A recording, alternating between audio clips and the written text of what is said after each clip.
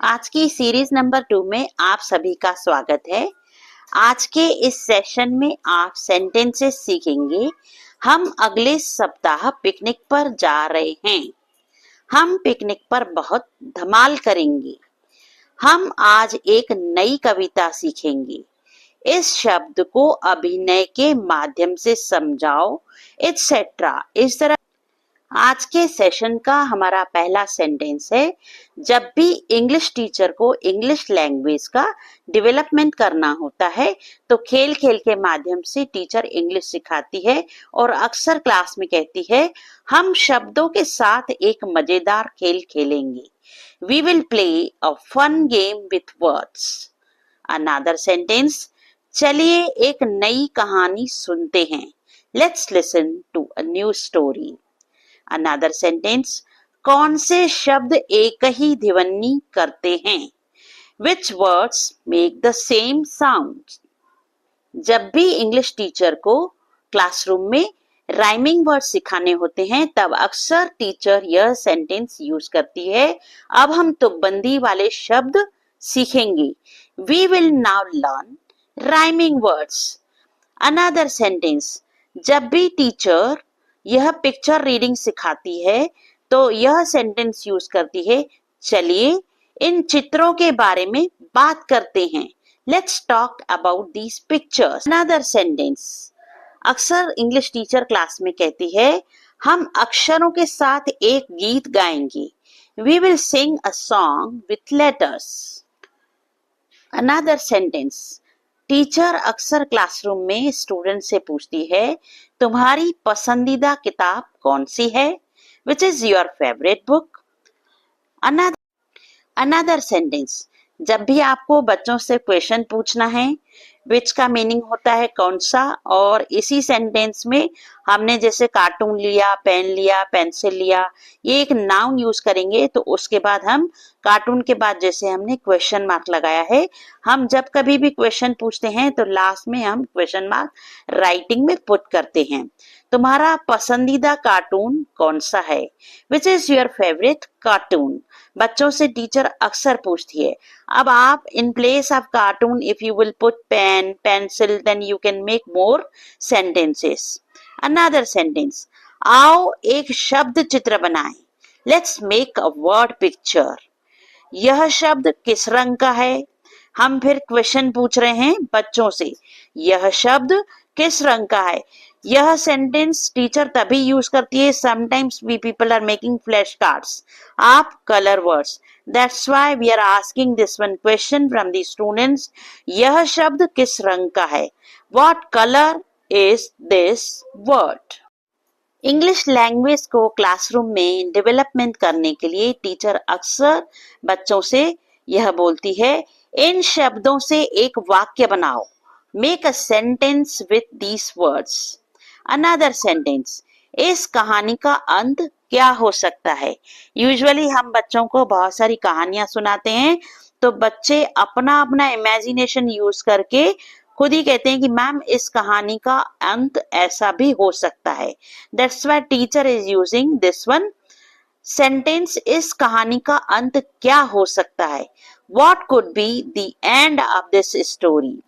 Another sentence, हम अपने पसंदीदा जानवरों के बारे में लिखेंगे। We will write about our favourite animals. English teacher अक्सर यह सेंटेंस कहती है, इन अक्षरों को जोड़कर एक शब्द बनाओ। Join these letters to make a word. Another sentence, यह शब्द किससे शुरू होता है? What does this word start with? Another sentence, चलिए नए शब्दों की सूची बनाते हैं। Let's make a list of new words. Another sentence, हम आज एक नई कविता सीखेंगे। We will learn a new poem today. Another sentence, इस शब्द को अभिनय के माध्यम से समझाओ। Explain this word through acting. Another sentence, तुम इस शब्द को कितनी बार लिख सकते हो? टीचर अक्सर ये बच्चों से पूछती है, बच्चे जब लिखना पसंद नहीं करते हैं, तुम इस शब्द को कितनी बार लिख सकते हो? How many times can you write this word? बिल्कुल ऐसे ही लिख दो।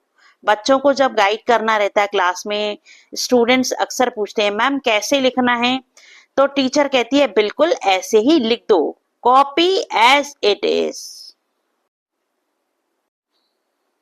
अनदर सेंटेंस, चलो इस शब्द की कहानी बनाएं। Let's create a story around this word.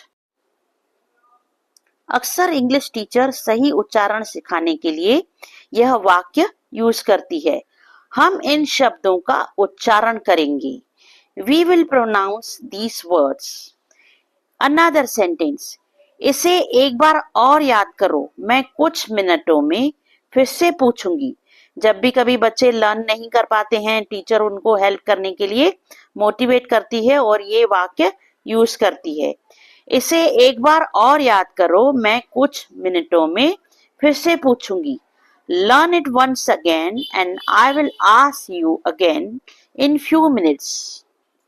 When students mood swings for learning, then teacher is using this sentence. कोशिश करके पहला अनुच्छेद याद करो. Try to learn first paragraph only. Another sentence. ध्यान से लिखो, स्पेलिंग्स की गलतियां मत करो. Usually students do mistakes at the time of writing for spellings. That's why teacher is using this sentence. ध्यान से लिखो, स्पेलिंग्स की गलतियां मत करो. Write carefully. Don't do mistakes of spellings. Another sentence. यह अनुच्छेद खत्म होने के बाद मैं प्रश्न पूछूंगी. I will ask questions after finishing this paragraph. Another sentence. जब बच्चे पढ़ते नहीं हैं, उनका करेक्ट प्रोनाउंसिएशन सुनाई नहीं देता है, तब टीचर्स कहती हैं जोर से पढ़ो, रीड आउट लाउड। स्टूडेंट्स जब जोर जोर से बोलने लगते हैं क्लास में, तब टीचर अक्सर कहती है चिल्लाओ मत, don't shout.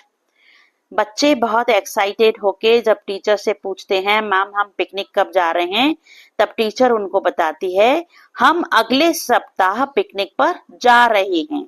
We are going on a picnic next week. Students बहुत एक्साइटेड होके टीचर को कहते हैं हम पिकनिक पर बहुत धमाल करेंगे। We are going to have a blast on the picnic. At the end of the session one question for you. नकचड़ा को इंग्लिश में क्या बोलें? स्नॉब और snobbish? Write in the comment box. Thanks for watching this video.